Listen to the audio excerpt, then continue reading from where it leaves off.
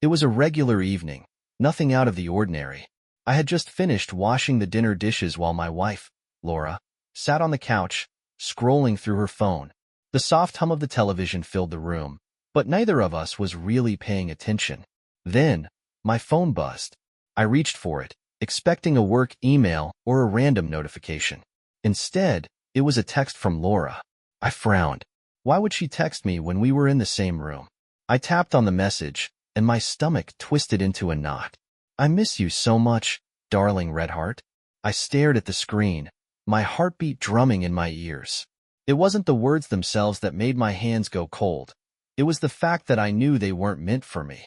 Slowly, I lifted my gaze to Laura. She was still on her phone, completely unaware of the mistake she had just made. I swallowed hard, my mind racing.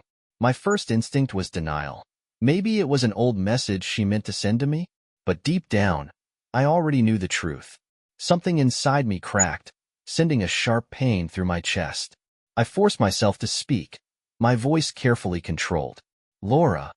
She looked up, her expression neutral. Yeah. I turned my phone toward her, the screen glowing in the dim light of the living room. Who were you texting? For a brief moment, just a fraction of a second, her face changed.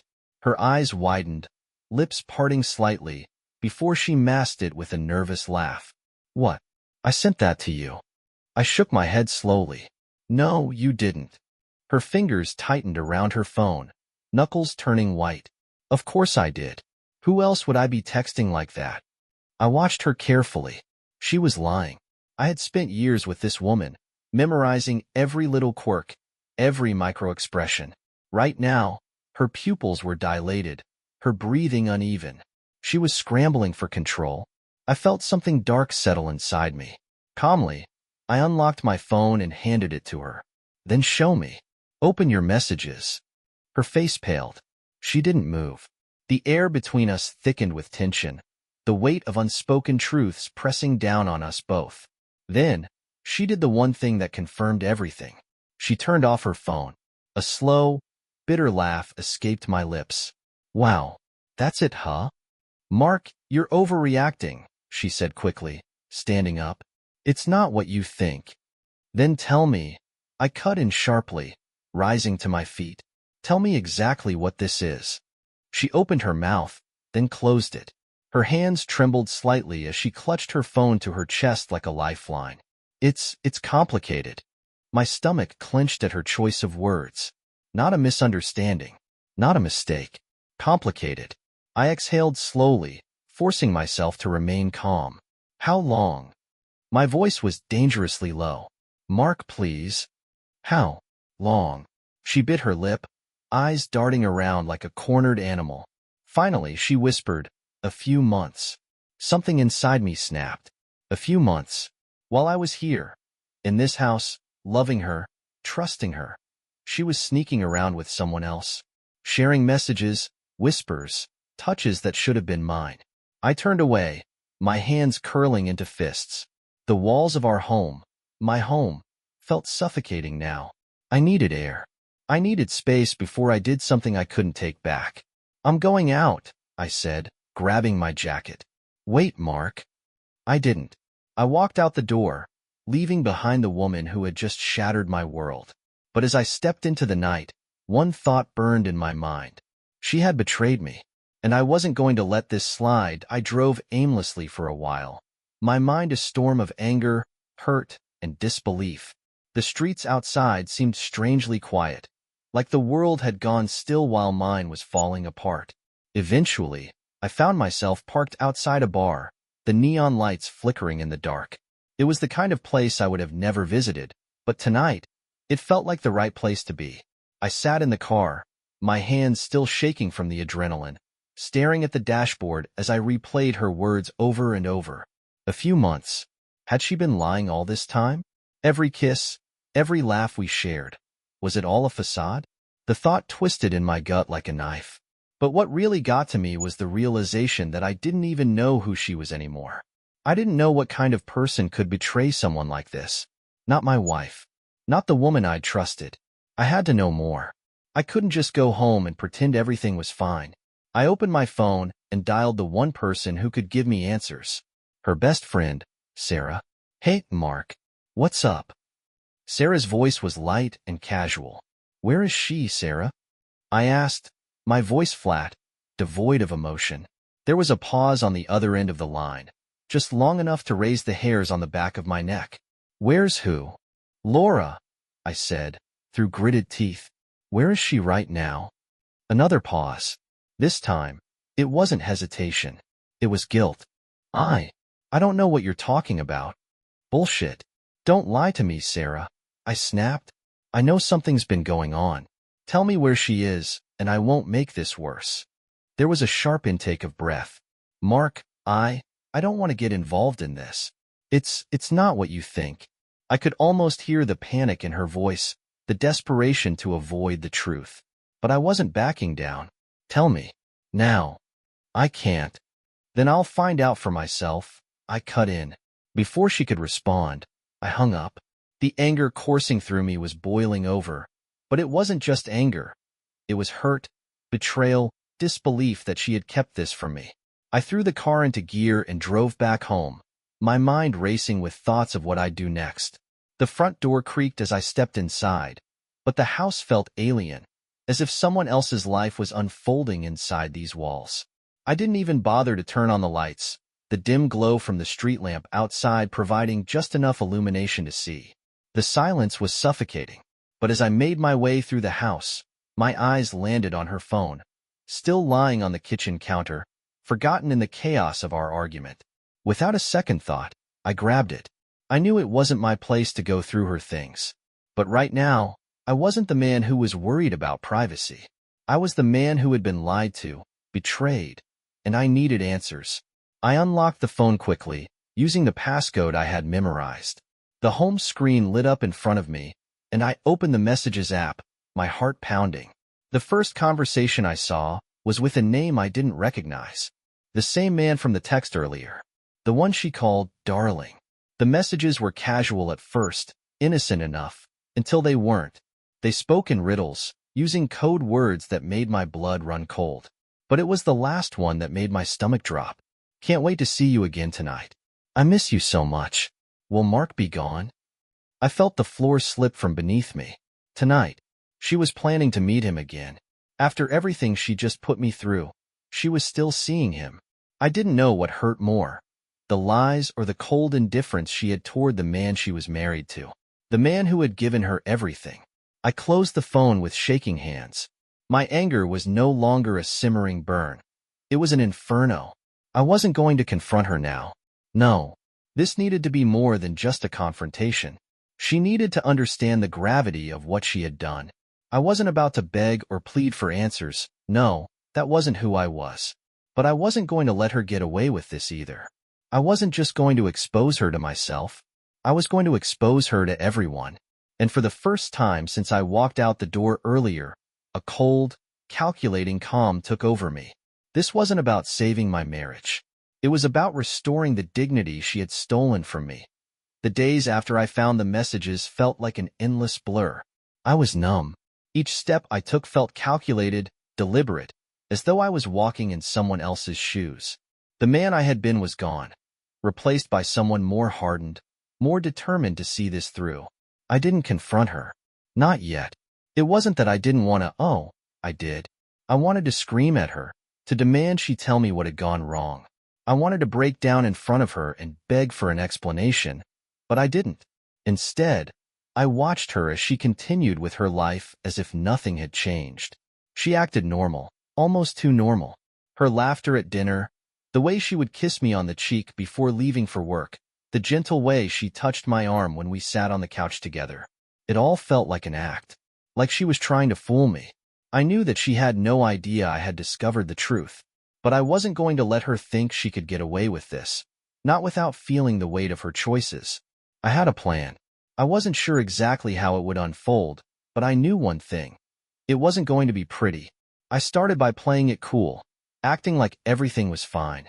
Every morning, I kissed her goodbye like I always did, each time a little colder than the last. Every night, I watched her closely, but I said nothing. No confrontations, no accusations, just silence. That silence was my weapon. Then came the text message. It was a simple, almost innocent thing at first. I texted her one afternoon. Can you meet me after work? I have something important to discuss. I waited, watching the little dots appear and disappear as she typed her response. When it came, it was short but to the point. Sure, where? I typed back. Same place as last time. I wasn't just meeting her for a chat. No, I was setting a trap. I was going to let her think she was meeting up with her lover again. I would follow her, watch her, and let her lead me to the man she had been hiding. The man who had stolen her affection. I wasn't going to confront her then. I just needed to gather the evidence, enough to make sure she couldn't talk her way out of it. I felt a strange sense of satisfaction as I sent that message. I could hear the ticking clock in my head, the countdown to when everything would come crashing down. That evening, she got dressed for the meeting, like she did every other time. She slipped into a black dress that I had never seen before, her movements deliberate, almost too careful. She looked over her shoulder at me as she walked out the door, and I gave her a smile that didn't reach my eyes. She didn't know it, but I was already on her tail. I waited in the car for a few minutes before I followed her, keeping my distance. The cold night air pressed against the windshield, and my grip on the steering wheel tightened with each passing second. She drove toward the edge of town. I followed her down dark, unfamiliar roads until she pulled into a small, nondescript hotel. It wasn't a fancy place. No, it was a dive, a cheap motel that was hidden away from the main roads. My heart pounded in my chest as I parked across the street and watched her get out of the car. The way she walked toward the hotel, head held high, shoulders back, like she was proud of what she was doing. I felt sick, but I didn't move. Not yet. I waited, watching her disappear through the doors of the hotel. She didn't look back. She didn't care to wonder who might be watching. I sat there for what felt like hours, the weight of the moment pressing down on me. I thought about all the times I trusted her, believed in her. And now she was with him. The man who had taken her away from me. The man she had chosen. When I saw him, a tall, broad-shouldered figure in a leather jacket walking out of the hotel and into the parking lot, I recognized him immediately. It was him. I had seen him in her texts, in the pictures she had taken when they had gone on weekend trips, always hiding in the background of her social media. The man who had slid into my life without me even realizing it. I watched as he climbed into the car and drove off, the headlights cutting through the dark. This was it. I had what I needed. Now, it was time for the final step. I took a deep breath, steadying my shaking hands. Then, I drove to the front of the hotel, parked, and went inside. It wasn't hard to find her. She was sitting in the lobby, waiting for the elevator. When she saw me, her face drained of color. I stood there, watching her. She didn't say a word. There was no point in hiding anymore. I know what you've been doing, I said, my voice low and cold. She opened her mouth, but no words came out. Her eyes darted around like she was looking for a way out, but there was none. She was cornered. I wasn't going to give her the chance to explain herself. No more excuses. No more lies. I think you should tell me how long this has been going on, I said, my voice unwavering. And if you're done pretending, I want the truth. All of it. The silence between us was unbearable, a chasm too wide to cross. Her eyes flickered around, looking for an escape, but the weight of the situation was too heavy. She knew she had nowhere to run. I stood there, watching her unravel. The woman who had been so confident, so sure of herself, now seemed small, defenseless. I almost pitied her. Almost. She swallowed hard, her throat tight. Mark, please. I cut her off. No. I'm done with the pleading, Laura. I waved my hand between us. This isn't something we can fix with words anymore. She lowered her head, her shoulders slumping. You don't understand. I stepped closer, forcing her to look at me. No, you don't understand. I've been asking you for months, no, for years, what was wrong? And every time I tried to reach you, you shut me out. But you didn't just shut me out, did you? I stepped back, the anger rising again. You replaced me. You replaced us with him. Her eyes welled up, but she didn't say anything. I saw the tears fall one by one. but there was no remorse in them. No real apology, only fear. Fear of being caught, fear of the consequences, not fear of what she had done to me. I clenched my fists, trying to hold myself back from saying the things I wanted to say. You've been lying to me for months. I've been here, thinking everything was fine, thinking we were still building a future together. I paused, my voice breaking slightly. I never thought I'd be the kind of man who was deceived like this, but here I am. She shook her head. Mark, I never wanted to hurt you. It wasn't like that. It just happened. I couldn't hold back the bitter laugh that escaped. It just happened, huh? Like that explains everything. Do you even hear yourself? You don't get to blame this on fate. You chose this. You chose him. Her hand trembled as she reached out to touch my arm, but I stepped back, out of her reach. No, Laura, don't touch me. Her face twisted with pain, and for a moment, I saw the woman I had once loved, the woman I thought I knew. I'm sorry. I'm so sorry, Mark. I never meant for this to happen. I was just so lost. Lost? I spat. You think that gives you the right to do this? To betray me like this? The words felt foreign coming out of my mouth, like they didn't even belong to me anymore. They belonged to someone else, someone who was angry, betrayed, and completely broken. I didn't know how to fix it, she whispered, her voice shaking. I didn't know what to do. And he just made me feel alive again. The words hit me like a physical blow. Alive? Was that how she saw it? As if she were dead inside all this time, and I hadn't even noticed? The ache in my chest deepened, and I felt sick. I wanted to scream, to tear apart everything in sight, but I didn't. I stayed calm, too calm for my own good. Because the truth was, I was done. I had been done the moment I saw that message.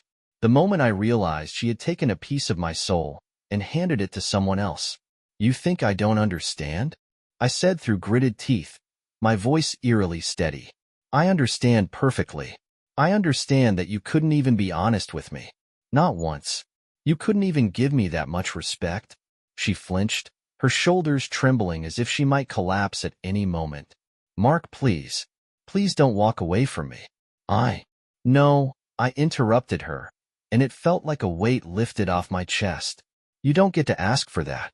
Not after what you've done. I took a step back, letting her words hang in the air between us. I don't think I can look at you the same way anymore. Not after this. She opened her mouth to say something, but I held up my hand, silencing her. I don't want to hear it. I'm done. I turned and walked out of the lobby, not bothering to look back. The door slammed behind me, and in that moment, I felt the finality of it all. The end of a chapter, the end of everything I had believed in. Outside, the night air hit me like a slap, cold and unforgiving. I took a deep breath, trying to steady my racing heart. For the first time in a long time, I felt something akin to freedom. Not because I was happy, but because I was no longer bound by the lies. I wasn't going to waste another second of my life chasing someone who had already moved on. And for the first time in a long time, I felt like me again. I reached for my phone and opened my contacts, scrolling to Sarah's name. This time, when I dialed her number, I wasn't looking for sympathy. I wasn't looking for her to fix anything. No, I just needed someone to witness what was happening, to see the destruction that had been laid out before me. When she picked up, I wasted no time. I know everything, Sarah, I said flatly, and I'm going to make sure she feels the consequences of this. Every last one of them. She didn't say anything at first. Then, after a long pause, she whispered, Mark, I'm so sorry. Sorry doesn't fix this, I said coldly. I don't need apologies. I need to move on. And that was it. The final piece of my shattered world had fallen into place. The next few days passed in a haze. Everything felt distant, as if I was watching my own life unfold through a glass window. I went through the motions, work, meals, sleep, but none of it really mattered. Laura was gone. She had already moved on, and the reality of it hit me harder than anything I had ever experienced. The house that once felt like home now felt like a tomb. Every corner reminded me of the years I had wasted, the trust one had given, the love I had so freely offered. I could have called her. I could have begged her to come back, to explain herself one more time. But I didn't. I was done with begging, done with hoping. I didn't know what I wanted anymore, but I sure as hell knew what I didn't want. I didn't want to feel like a fool. I didn't want to give her the chance to twist this into something that wasn't her fault. She had made her choice. And now, I was going to make mine. The phone call with Sarah that night had been a turning point. Her voice had trembled when she apologized, and I had almost felt bad for her. Almost. But she wasn't the one who had betrayed me. She wasn't the one who had torn apart everything we had built. I spent the next few days gathering the pieces of my shattered life, slowly sorting through the rubble. I packed up my things, putting some of my most cherished memories into boxes. The photographs, the books, the little trinkets we had collected over the years. All of it felt like weight, heavy and painful, like a burden I couldn't bear. It wasn't until a week later that I finally heard from her again. Laura called, her voice shaky as she left a message. "Mark, I don't know where we go from here, but I don't want to lose you. I still love you. Please, please talk to me." I didn't listen to the message right away. I couldn't. Not after everything she had done. But later that night, I picked up the phone and listened. I heard the desperation in her voice, the guilt, the regret, but I didn't hear the truth. I didn't hear any real apology for what she had done. No acknowledgement of the hurt she had caused. Just more empty words. I had already made my decision. I didn't call her back. Instead, I deleted the message and left my phone on the table, walking away from it as if it were a symbol of everything I had left behind. The following days were a blur of paperwork, bank accounts, credit cards, and shared assets. I knew it wasn't going to be easy, but there was no going back. I was done with the marriage, and as much as it hurt, I knew it was for the best. What hurt even more, though, was the realization that this wasn't just about the end of a relationship. It was the death of a dream that I had spent years building, only to watch it burn to the ground in the blink of an eye. But I refused to be a victim. I wasn't going to let her, or anyone, define me by this betrayal. The man who had loved her was gone, and in his place stood someone different. Someone stronger. Someone who could rise above this and move forward. I didn't know exactly what my future held, but I knew it had to be better than what I had been living. A week later, I took the first step toward reclaiming my life. I enrolled in a class at a local community center, something I had always wanted to do but had put off for years. It wasn't much, but it was mine. It was something to remind myself that there was still hope, that there was more out there waiting for me. The next few months passed slowly, but they were filled with progress. I started working on myself again. I took up hobbies that had been long forgotten, reconnected with friends I had neglected, and began to heal. And as time passed, I started to see the world in a new light. I was no longer bound by the past, no longer chained to the mistakes that had defined me. I was free to start over. Laura, for her part, eventually reached out again, but I didn't answer. I had already moved on from her, and from the life I thought we would have together. I wasn't angry anymore. Not really. Anger had given way to something else, acceptance. I had accepted the fact that life didn't always go according to plan. But that didn't mean it was the end. It was just a new beginning. And as I moved forward, one step at a time, I realized something important. I was going to be okay. I didn't need her, or anyone else, to complete me. I was enough. I was free. Weeks turned into months, and each day was a little easier to bear. The weight of betrayal still lingered in my chest, but the sharpness of it had dulled, softened by time. I began to build a new routine, a new rhythm to my life. One that didn't include her, one that didn't rely on the constant ache of what had been lost. But even as I moved forward, there were moments that caught me off guard, little flashes of memories, of dreams, of hope for a future that no longer existed. It wasn't easy, and I'd be lying if I said I didn't still mourn what we had, or what I thought we had. One evening, as I was sitting on the balcony of my apartment, sipping a beer and watching the sun set over the horizon, I felt a wave of calm wash over me. For the first time in a long time, I didn't feel that ache. I didn't feel like I was losing something. I felt free. The moment was small, but it was powerful. It was a moment of clarity.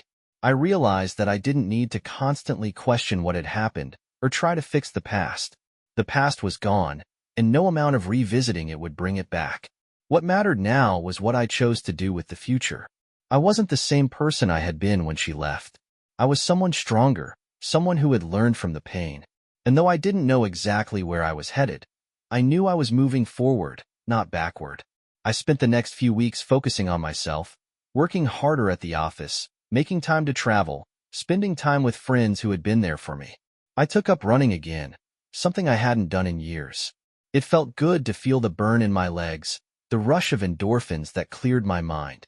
And then, one day, I received an email from Laura. It wasn't long, just a simple message. I know you've moved on, but I wanted to tell you again how sorry I am. I never meant to hurt you. You were everything to me. I stared at the words, feeling nothing. The apology came too late. It wasn't the words I needed. It was the actions that had been missing all along. Her apology was hollow, wrapped in the same empty promises she had given me before. I deleted the email without responding, feeling no need to engage with her anymore. It wasn't about closure. It was about freedom. I knew I had already closed the door on that chapter, and I wasn't about to let her open it again. I started meeting new people. It was never the goal to date again, but somewhere along the way, I began to realize that there were other connections to be made. Connections that didn't involve the pain of the past. There was a woman at work, Claire. She was smart, funny, and had this way of making everything feel lighter, easier. We'd gone for coffee a few times, and I realized how much I enjoyed her company. She didn't know my history, and honestly, I liked that. It was refreshing to talk to someone who didn't see me as the broken man I had once been. One evening, after a particularly long week at the office, I found myself sitting across from her at a small restaurant. The conversation flowed easily, and I caught myself laughing. A real laugh. Not the kind I had forced myself to give when I was still reeling from everything. When the check came, I reached for it, but Claire stopped me. "No way," she said with a smile. "I've got it." "You sure?" I asked, surprised by the gesture. I wasn't used to people doing things like that for me anymore. "I insist," she said. "Besides, you're the one who suggested this place." We walked out together, the cool night air crisp against my skin. She smiled at me, and for a second, I forgot about everything else. I forgot about Laura. I forgot about the past. For the first time in a long time, I felt something that resembled hope. It wasn't love, not yet, but it was the possibility of it.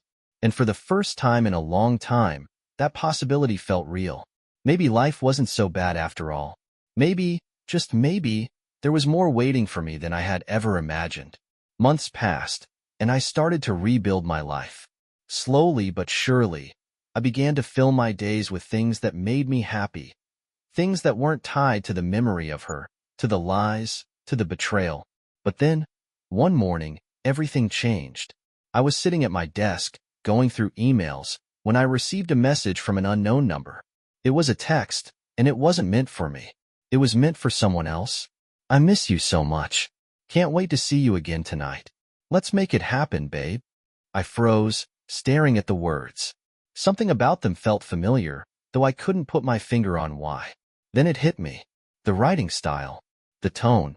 It was Laura's. I couldn't believe it. After everything she had put me through, she was doing it again. She was texting someone else, just like she had done with him before. I felt a bitter taste in the back of my throat. The hurt, the anger. It all rushed back in an instant. But it wasn't the same this time. This time, I wasn't angry. I was indifferent. She wasn't my problem anymore. And whatever she was doing with her life, that wasn't my concern. I deleted the message without a second thought and moved on with my day. It didn't matter. I had already left her behind, and no text, no message, no mistake she made was going to change that. As much as I tried to avoid the memories, some days they crept back in, like a shadow you can't outrun. I thought about how it used to be, how easy everything felt, how we had dreamed together, made plans. It seemed so distant now, like a life that belonged to someone else. But it wasn't a life I wanted to go back to. I had learned something important over the past few months. Letting go wasn't just about cutting ties. It was about choosing not to let those memories control me. I had a choice, and I chose to move forward. I didn't need her anymore. I didn't need her to define me, to make me feel worthy. I was worthy of happiness on my own. The last few months had been a revelation. I had grown, evolved, and become someone I didn't recognize in the best way possible. I had taken control of my life again, and with every new day, I became more confident in who I was, someone who didn't need anyone else to feel whole. I was now fully immersed in my new life, in my new beginnings. Claire and I had grown closer, and although I wasn't rushing anything, it felt good to have someone in my corner who didn't come with the baggage of the past. Life had a way of moving on, whether you were ready for it or not. But I was finally ready. I had found peace, not in the world around me, but in myself. And that was something no one could take from me. The future was mine now, and I was finally free to live it.